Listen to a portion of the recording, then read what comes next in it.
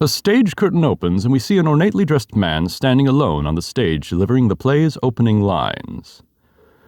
Thrice happy he who hides from pomp and power, in sylvan shade or solitary bower, where balmy zephyrs fan his burning cheeks. Clown, king of clowns, leave the stage at once. We hear a voice interrupting the actor from the audience. A spectator asks Captain Lebray, Who is it? It's Cyrano. I was afraid he'd do this. Thrice happy he who hides from pomp and power. Wretch! Did I not forbid you to appear this month? The audience objects. Let's be quiet, quiet. Go on, Montfleury. Thrice happy he who, indeed. Donkeys say rather hee-haw. Begone. Or must I come and help you off the stage myself? What? Still there? Where balmy zephyrs fan his burning cheeks. Fat swine, if you dare breathe one balmy zephyr more, I'll fan your cheeks for you. Messieurs, won't you all protect me? Proceed. Proceed. Sir, I will not allow you to insult me in this manner. Really? What manner would you prefer? Quiet down there. We'll tolerate no more of this. Go on with the play, Montfleury. Cyrano de Bergerac stands and starts making his way toward the stage. Commotion starts to swirl about him. Unless these gentlemen retain their seats, my sword may bite their ribbons. Sitting in the box seating, the Comte de Guiche is sitting next to Roxane. Who is this braggart? My cousin, sir. Well, Montfleury, still no exit? Very well then, I enter, with knife, to carve this fat, stuffed goose. Cyrano continues forward through the crowd. I pray do not prod my scabbard here. She may put her tongue out at you. Once the commotion rises into shouts, Cyrano has had enough. Silence! I say be silent! And I offer one universal challenge to you all. Will all who wish to die please raise their hands? Approach, young heroes, I will take your names. To the first man who falls, I'll build a monument. Who led the list? You, sir? No. You? No. Anyone? Anyone at all? Not one name? Not one finger? Very well, then, I go on. At the front of the audience now, Cyrano addresses Montfleury directly.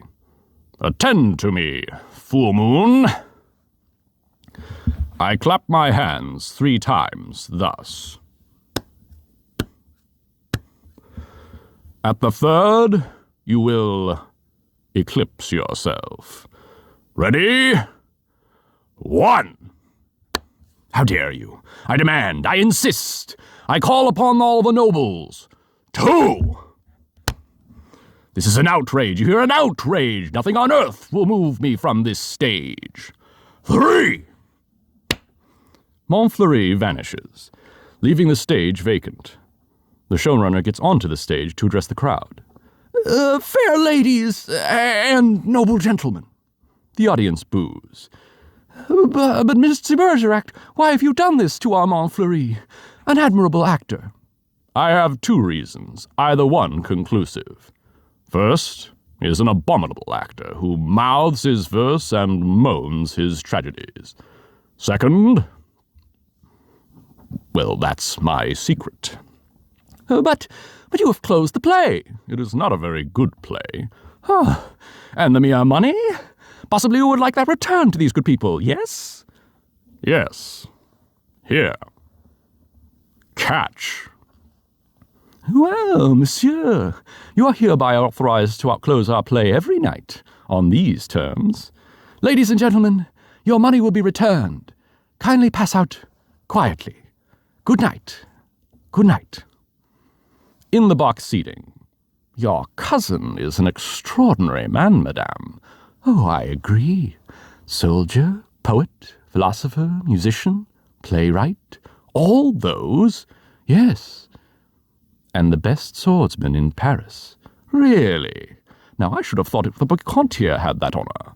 The Vicomte. Tell me, madame, that comic mask, that nose, presently he will take it off? No, monsieur, he keeps it. And heaven help the man who smiles. Good night. Below, a meddler tries to get Cyrano's attention. Oh, monsieur! Monsieur!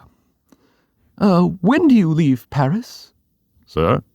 Why, after what you've just done to Montfleury, did you not know that the Comte de Guiche was his patron? Who's yours? No one. No one? No patron? I said not. But the Comte de Guiche has a long arm. Mine is longer by 3 feet of steel.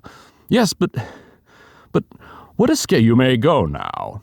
But you may go. Well, tell me, why are you staring at my nose? Oh, I was not staring. Does it astonish you? Why, no, I've been careful not to look. Oh, and why not, if you please? It disgusts you, then? But no, does its colour appear to you unwholesome? By no means, then possibly you find it just a trifle large. No, small, very small, tiny, infinitesimal. What? You accuse me of absurdity? Small my nose? Why, magnificent my nose. You pug, you knob, you buttonhead, know that I glory in this nose of mine, for a great nose indicates a great man, genial, courteous, intellectual, virile, courageous, whilst that face of yours, that blank, inglorious concavity which my right hand finds on top of you, is as devoid of pride, of poetry, of soul, of picturesqueness, of contour, of character, of nose, in short, as that which is at the bottom of my limp spine of yours, my left foot. Ah, help! The Comte de Guiche and the Vicomte are now getting closer to Cyrano. Presently this fellow will go tiresome. Oh, he blows his horn. Well, will no one put him in his place? If you will allow me, observe. Monsieur, your nose is rather large. Rather? Oh, well, is that all? Well, of course, if you... Ah, no, young sir, you're too simple. Why, you might have said a great many things. Why waste your opportunity? For example, thus. Aggressive. I, sir, if that nose were mine, I would have it amputated on the spot. Practical. How do you drink with such a nose? You must have a cup made especially. Descriptive. 'Tis a rock, a crag, a cape. A cape? Say rather a peninsula. Inquisitive. What is that receptacle? A razor case or a portfolio? Kindly. Ah, do you love the little birds so much that when they come and sing to you, you give them this to perch on? Cautious. Take care. A weight like that might make you top-heavy. Eloquent. When it blows, the typhoon howls, and the clouds darken. Dramatic. When it bleeds, the Red Sea. Simple. When do they unveil the monument? Military. Beware. A secret weapon. Enterprising. What a sign for some perfumer. Respectful. Sir, I recognize in you a man of parts, a man of prominence. Or, literary. Was this the nose that launched 1,000 ships? These, my dear sir, are the things you might have said, had you some tinge of letters or a wit to colour your discourse. But wit not so, you never had an atom. And as of letters, you need but 3 to write few down. A-S-S. Ass. Insolent puppy, dolt, bumpkin, fool. How do you do? And I, Cyrano, Savigny, Cyrano de Bergerac. Vicomte, come. Such arrogance, this scarecrow who... Look at him. No ribbons, no lace, not even gloves. True. I carry my adornments only on my soul. decked with deeds instead of ribbons, mantled in my good name and crowned with the white plume of freedom. But I have no gloves. A pity, too. I had one, the last of an old pair, and lost that. Very careless of me. Some gentleman offered me an impertinence. I left it in his face. So be it! The Vicomte draws his sword in open challenge to Cyrano. You shall die exquisitely. Oh, a poet. Why, yes, a poet, if you will. So, while we fight, I'll improvise a ballade for you, and as I end the refrain, thrust home. Will you? I will. Ballade of the duel at the Theatre de Bourgogne between de Bergerac and, a barbarian. And what do you mean by that? That? The title? The audience laughs. Stop. Let me choose my rhymes. So, here we go. Lightly I toss my hat away, languidly over my arm let fall the cloak that covers my bright array. Then, out swords, and to work withal. The sound of blades clattering begins as they duel. A Lancelot in his lady's hall, a Spartacus at the Hippodrome. I dally a while with you, dear jackal. Then as I end the refrain, thrust home. Cyrano thrusts, but the Vicomte evades.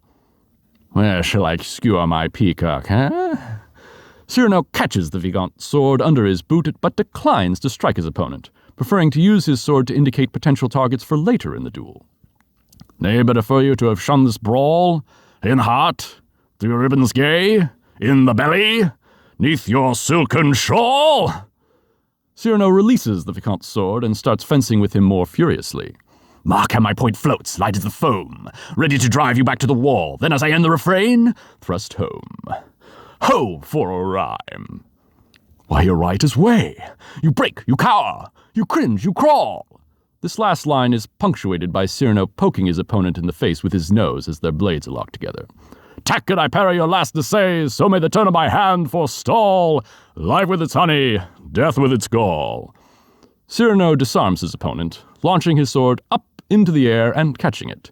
So may the turn of my fancy roam, free for a time till the rhymes recall. Then as I end the refrain, thrust home. Cyrano tosses the sword back to his opponent at this point so the duel can continue. Refrain. Prince, pray God that is Lord of all, pardon your soul, for your time has come. Pass, I fling you aslant to sprawl. Then as I end the refrain, thrust home! Cyrano does thrust home. His opponent goes limp and is carried away. The audience bursts into applause. Ladies and gentlemen, please, please. The performance is over. Close the house. Strike. But leave the lights. We rehearse the new farce tonight. Captain Lebray pulls Cyrano to the side. Wait.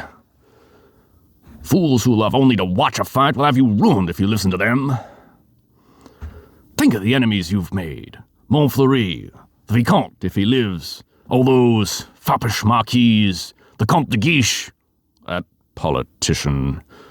He's the Cardinal's nephew. There's power there, and power here. Cyrano makes a point of returning his sword to its scabbard with a significant clank. Young fool! Take an example from me. 20 years, a captain, while others, who know only how to deploy their forces at court, now dangle a marshal's baton. Well, someday I'll avenge you, too. Impossible. Come on, let's go to dinner. Dinner? No, not I. Why not? Because I have no money. But the purse of gold. Farewell, paternal pension. Then you have until the 1st of next month. Nothing. What a fool. Yes, but what a moment. Pardon, monsieur. A man not never to go hungry. I have everything here. Please. My dear child, I cannot bend this Gascon pride of mine to accept such kindness. But I... Yet, for fear that I may give you pain if I refuse, I will take something. A grape, one only. And a glass of water, now clear. And, half a macaroon. Nothing more? Ah, yes. Your hand to kiss? Thank you, sir. Good night. Captain Lebray watches the orange girl as she departs.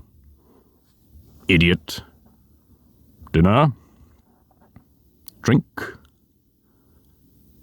Dessert. Mon Dieu, I was hungry. Abominably. Tell me. Anything. Why do you hate this Montfleury? A very bad actor. Oh, come now, the real reason, the truth. That fat goat who cannot hold his belly in his arms still dreams of being sweetly dangerous among the women. Sighs and languishes, making sheep's eyes out of his great frog's face. I hate him ever since one day he dared smile upon... Oh, my friend, I seem to see over some flower a great snail crawling. What? Is it possible? For me to love? I love. Whom? May I know? Whom I love? Think a moment. Think of me. Me whom the plainest woman would despise. Me with this nose of mine that marches on before me by a quarter of an hour. Whom shall I love? Why, of course, it must be the woman in the world most beautiful. Most beautiful? In these eyes of mine, beyond compare. Wait. Your cousin, Roxane. Yes. Roxane. Well, why not? If you love her, tell her so. My old friend, look at me and tell me how much hope remains for me with this protuberance. I have no more illusions. Now and then I may grow tender, walking alone in the blue cool of evening through some garden fresh with flowers after the benediction of the rain. My poor big devil of a nose inhales April, and I follow with my eyes where some boy, with a girl upon his arm, passes a patch of silver, and I feel somehow I wish I had a woman too, walking with me under the moon, and holding my arm, and smiling, and I dream, and I forget, and then I see the shadow of my profile on the wall. My friend, I have my bitter days, knowing myself so ugly, so alone. But your wit, your courage. Why, that poor child who just now offered you your dinner. You saw it, her eyes did not avoid you. That is true. Well then, Roxane herself, watching your duel, pale. Pale? Yes, her lips parted, her hand at her breast, thus. I saw it. Speak to her, speak, man! She might laugh at me. That is the one thing in this world I fear. Pardon, monsieur. A lady outside asking for you? Monsieur? Duenna. I have a message for you from a certain lady. She desires to know when and where she may see you privately. She has certain things to tell you. Certain things? She wishes to see me? We go tomorrow at dawn to hear Mass at Saint-Roch. And afterwards? Where would you suggest? Where? Well, I am thinking. And you think? Where? Cyrano turns to Captain Lebray in desperation. At the shop of Ragueneau. Yes, Ragueneau, the pastry cook. Who dwells? The Rue Saint-Honoré. The Rue Saint-Honoré. We are agreed. 7 o'clock. Until then, monsieur? I'll be there. Me. To see me. Ah, you're not quite so gloomy. Well, after all, she knows that I exist. Imagine, she has asked to see me. So now you're going to be happy. Happy. I'm going to be a storm, a flame.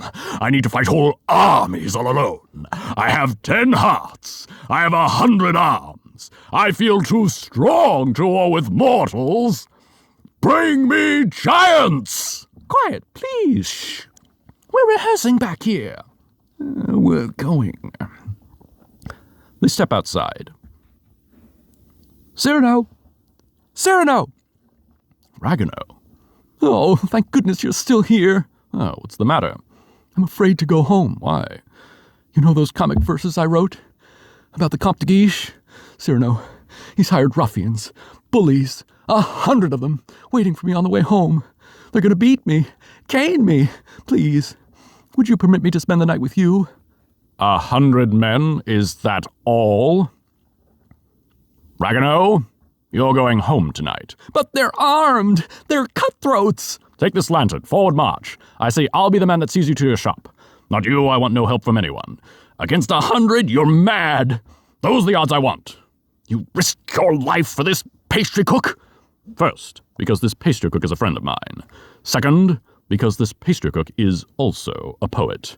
And, most important, if anything should happen to this pastry cook, tomorrow morning at 7, his shop will be closed.